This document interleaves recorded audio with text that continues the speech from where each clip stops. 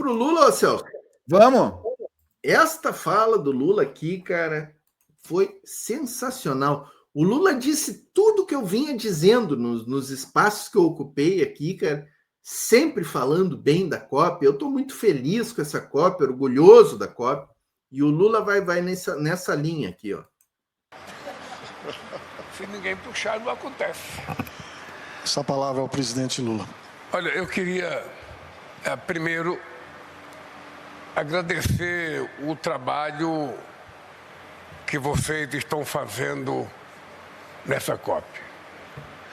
Quero agradecer à imprensa brasileira, à imprensa estrangeira, porque, no fundo, são vocês as pessoas que conseguem transmitir a quem não está presente a cara dessa COP.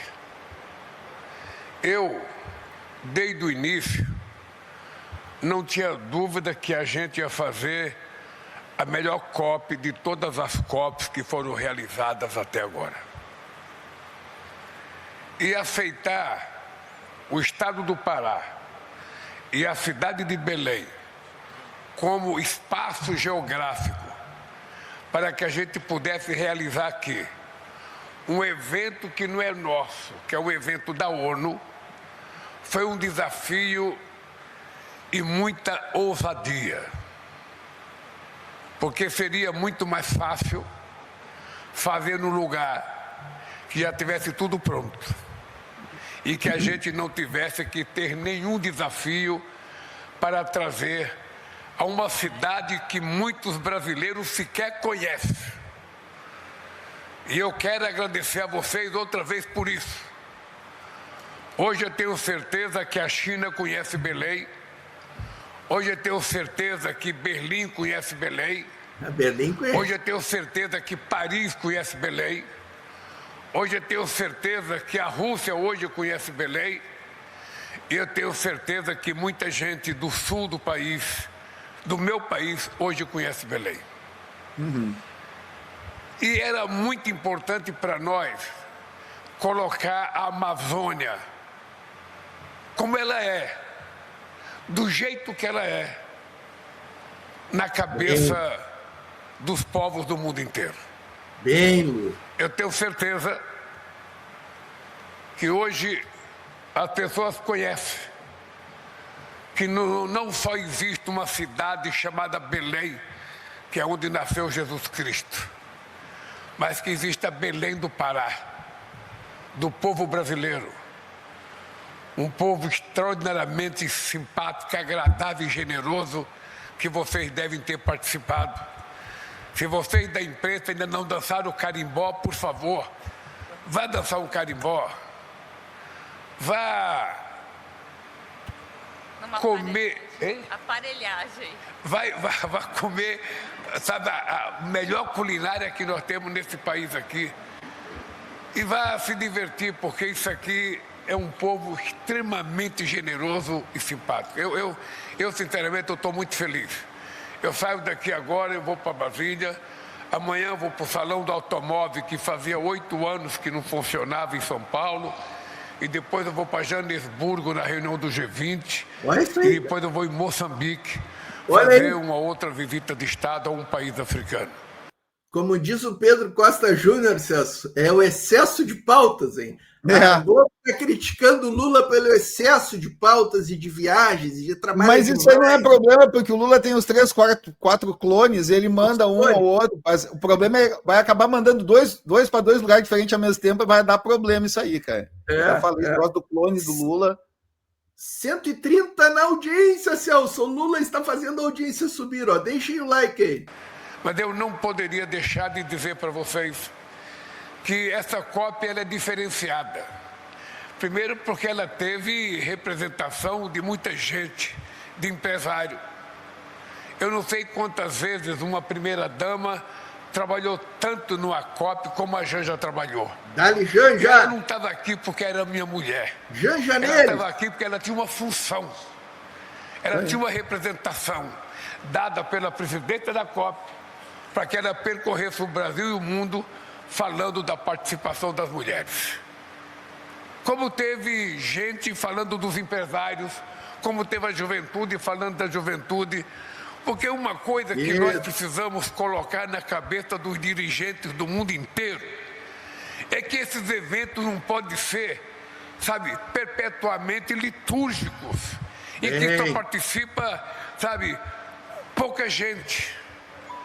E muitas vezes em lugar cercado de polícia por tudo quanto é lado, cercado de arame farpado por tudo quanto é lado. A primeira vez que eu fui numa reunião do G7, em Evian, na França, e depois eu fui numa na Escócia, e eu vi tantos arame farpado, tanta coisa, eu fiquei imaginando os líderes que participam dessas reuniões tão protegidos, é porque sabem que não estão fazendo a coisa certa. Porque... Dale, Lula. Não, essa fala aqui, agora eu vou ter que botar isso aqui, ó. Vou ter que cortar um pouquinho isso aqui, vou ter que botar isso aqui, ó. Cadê? Deixa eu ver se eu localizo aqui. Olha.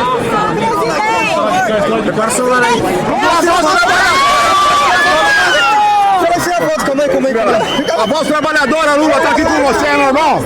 Dá um salve pra voz trabalhadora. Um abraço de trabalhadores e trabalhadora. Liga aí, Lula. Lula aqui, Lula. Esse é o presidente que não anda cercado. Cara, quando eu ouvi esse trecho da entrevista do Lula aqui, dessa fala, eu me lembrei eu aqui na semana passada dizendo que eu estava orgulhoso do Brasil, da COP, da ocupação. Foi a primeira ocupação que os caras tinham feito na COP lá, os indígenas e os ambientalistas. Sim. E a polícia estava junto com eles e os policiais só ficavam assim, ó, cuidado, não pisa ali, não pisa aqui, não sei o que. Os policiais só ficavam assim, não deram um encontrão nos manifestantes, cara. Foi quase que uma confraternização da polícia com os manifestantes, com os indígenas. Foi lindo aquilo, cara. Foi lindo. E eu vi um monte de gente, porque não, a polícia não tomou providências, a Casa Civil ordenou que a polícia não tomasse providências. Parabéns, Rui Costa. Parabéns, Rui Costa, nosso ministro da Casa Civil, que mandou a Polícia Federal só observar os manifestantes. É assim que age uma polícia de um Estado democrático de direito que funciona. Orgulho do Brasil. E então, por isso que a gente não pode falar mal do policial, porque tu vê que nesse caso os policiais fizeram o que o chefe mandou, né? Perfeito. Quando os policiais agem, normalmente o problema é o chefe, né? Atuação perfeita deles. Se tivesse fazendo a coisa certa, eu não precisava ter tanto medo do povo de cada país. É. E eu estou muito feliz também porque a marcha do povo, sabe, a participação do povo foi extraordinariamente bonita, ordeira, e todos entregaram o documento para nós. Estou muito feliz porque pela primeira vez na história das COP, 3.500 indígenas participaram. Porque as mulheres não são objeto nessa COP. As mulheres têm que ser tratadas com uma questão de gênero, merece ser tratada com respeito na participação plena, porque as mulheres não são cidadãos de segunda classe. E é preciso fazer com que nós, dirigentes, aprendamos isso. Um mínimo de colaboração que a gente pode dar é tentar fazer inovação. Inovação no nosso comportamento. Inovação na nossa visão de nova sociedade, inovação numa nova compreensão do que significa um ser humano nesse planeta.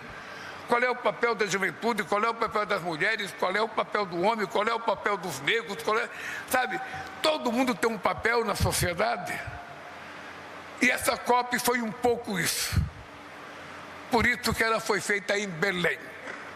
Uma cidade que, segundo muita gente no Brasil, não estava preparada para fazer a COP.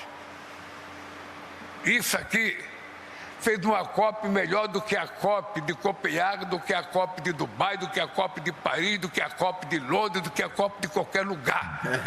Porque aqui o povo foi mais povo. O povo participou mais.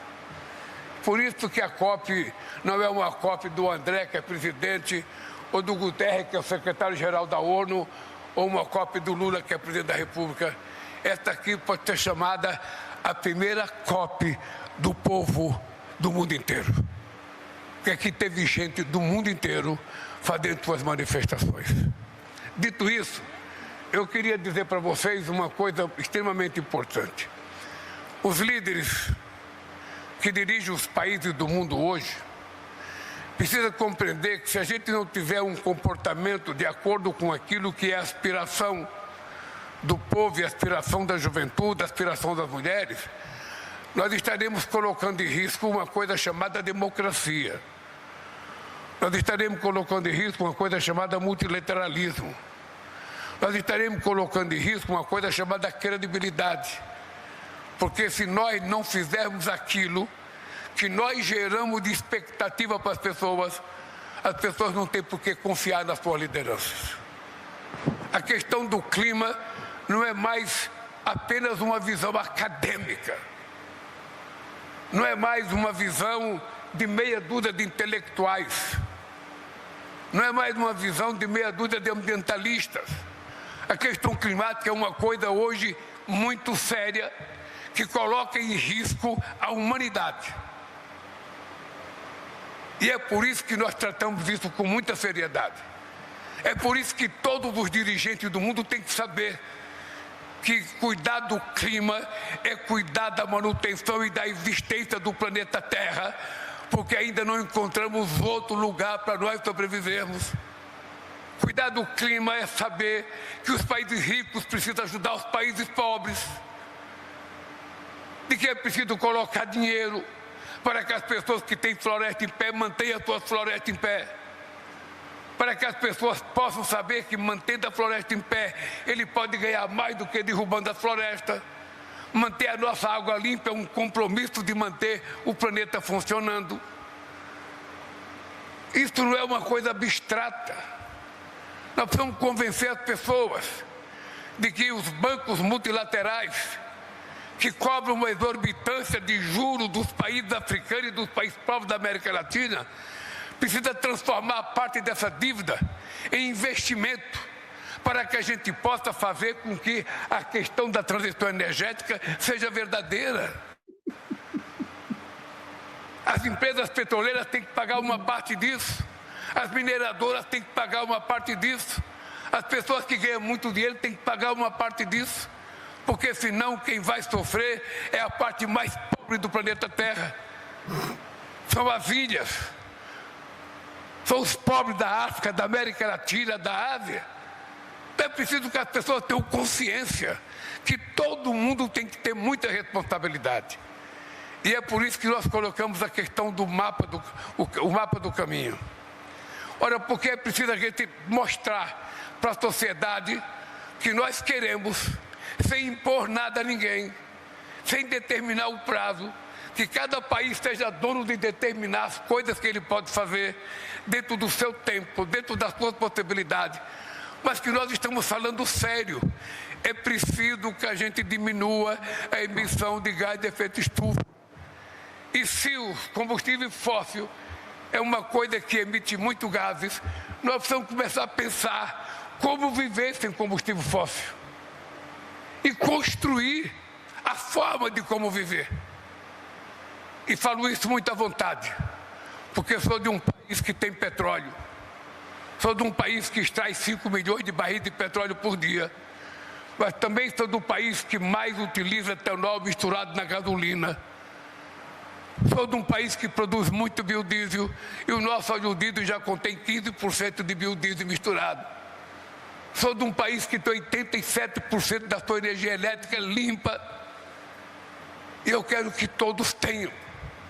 E para isso os países pobres têm que ser ajudados pelos países ricos. Os países ricos podem ajudar a transição energética africana, a produção de biocombustível, a produção de eólica, de solar, tudo tá, não é apenas um pouco de dinheiro, é transferência de tecnologia, de conhecimento, é ajudar os países a dar um salto de qualidade. E eu acho que a minha equipe que está negociando, 2 homens e uma mulher, ela é mais inteligente que os dois, que a gente consiga fazer as melhores negociações possíveis, que a gente consiga convencer, porque numa Copa a gente não impõe nada. Tudo tem que ser por consenso, tudo tem que ser muito conversado. E nós respeitamos a soberania política, ideológica, territorial e cultural de cada país. Não queremos impor nada. Queremos apenas dizer, é possível. E se é possível, vamos ter que já não existe mais razão dessa guerra continuar. Sou tão feliz que saio daqui para ir para Brasília, certo de que os meus negociadores irão fazer o melhor resultado que uma COP já pôde oferecer ao planeta Terra. Por isso, um beijo no coração de vocês e até o final da COP. Muito obrigado, presidente. Valeu, Lula. Grande Lulinha, uma fala sensacional. Chegou a 150, ó. Eu disse que o Lula ia nos colocar em 150, ó. Eu quero ver se o Pepe não vai subir nossa audiência. A Elaine Pereira aqui, que gosta do Pepe, ó, depois vai ter Pepe. Não. Vamos ver, hoje tem Pepe. O Emerson Ribeiro chegou aqui trazendo... Com outro nome. O Emerson Ribeiro chegou com outro nome, cara. Eulianov, ó. O Emerson tá de Eulianov hoje, ó.